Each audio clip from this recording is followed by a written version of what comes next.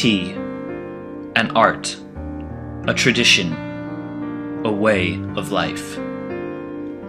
For more than 3,000 years, the human race has been cultivating a plant that has inspired poems, sparked the establishment of trade routes, and shaped civilizations.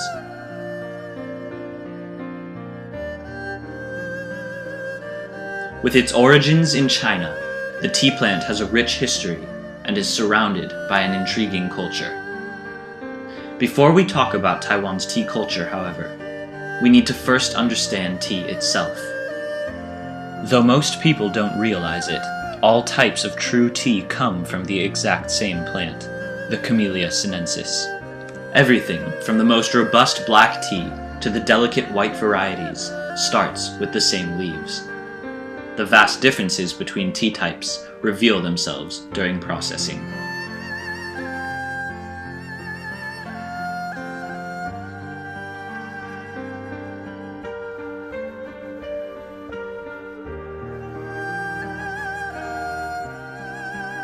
There are 5 main types of true tea. The least processed and rarest kind is white tea. Made from the youngest leaves, white tea is grown in the high mountains and only picked 2 days out of the entire year.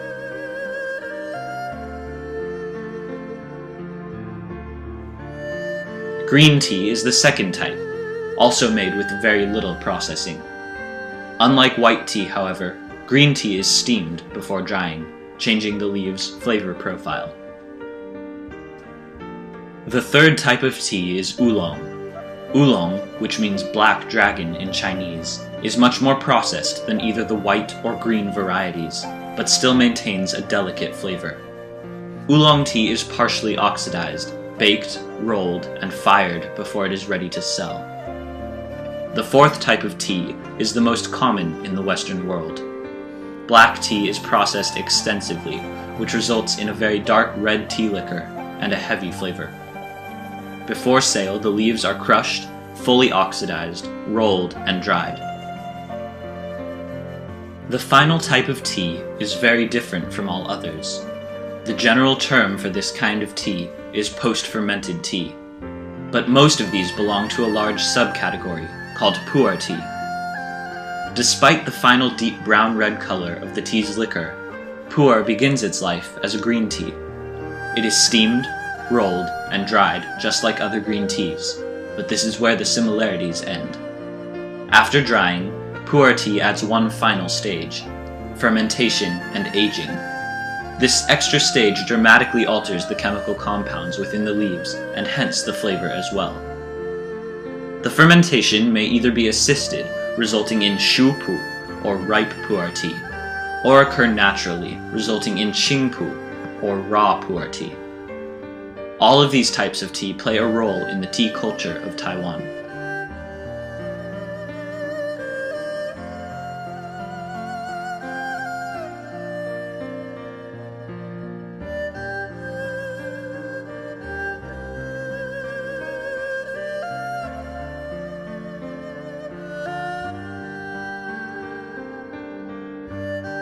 The first documented cultivation of tea in Taiwan began in 1717 in a region called Shuisha-lian, near present-day Yuchi and Buli in Nantou County.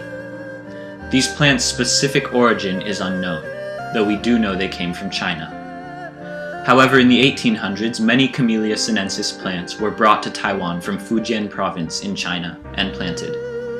Eventually, due mainly to traditions brought to Taiwan by Chinese immigrants, but also because of the promotion of tea as a Taiwanese export by entrepreneurs, tea quickly became an intrinsic part of Taiwanese culture.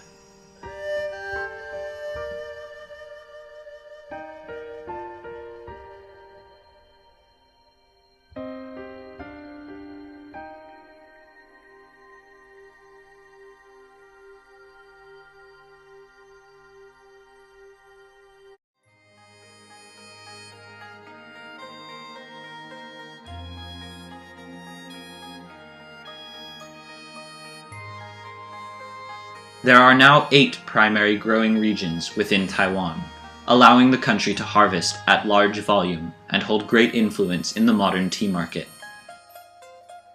The island is most noted for Formosan High Mountain Oolong, a tea held in the highest regard by regular consumers and connoisseurs, but it is not the only type of tea produced in Taiwan. The country processes black and green tea leaves as well.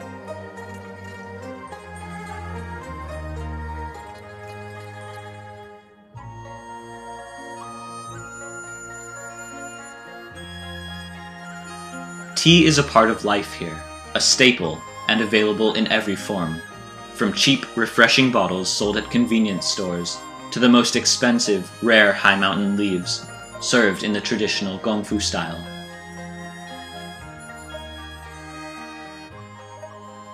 Gongfu is at the pinnacle of Taiwan's tea culture, a tradition that originated thousands of years ago in China. It is at once a ceremonial art and a rigorous science. The Gongfu, or Chinese tea ceremony, differs from others such as Japan's Chanoyu. Gongfu cha focuses not on symbolism, but rather upon crafting the most flavorful, aromatic cup of tea possible for as many infusions as possible from the same leaves. Because of the way it uses tea leaves, the Gongfu cha ceremony is the most reliable indicator of a tea's quality. The steps are logical and simple. First, the tea is carefully measured. Too much, and the brewed tea will taste bitter. Too little, and the full flavor will be lost. Next, all of the teaware is washed with boiling water. The washing heats the vessels so that the tea will not become cold and lose its flavor once served.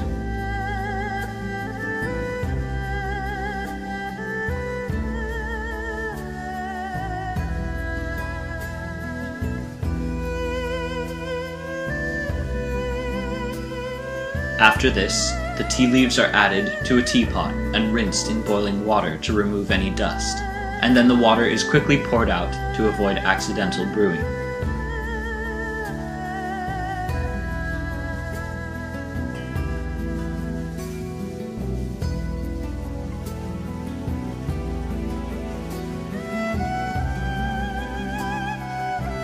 This refuse water is often poured over the tea vessels as a second wash and a way to prime the cups.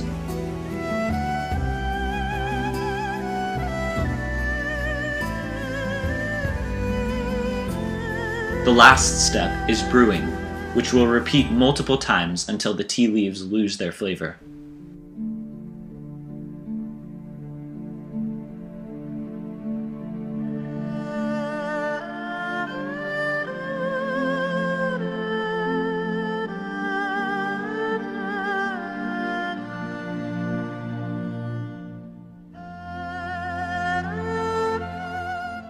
One special step may be added only on the first brew, and only if the tea is a light variety, like oolong, green, or white. This step is to first pour the tea into what is known as a wenxiangbei, or fragrance cup. The tea is then quickly poured into a cha-bei, or drinking cup, and the leftover steam in the wenxiangbei is inhaled, allowing the drinker to utilize their olfactory senses, which play a key role in the human sense of taste, thus providing a way to experience the full fragrance of the tea before consuming it. With this, the Gongfu cha ceremony is complete.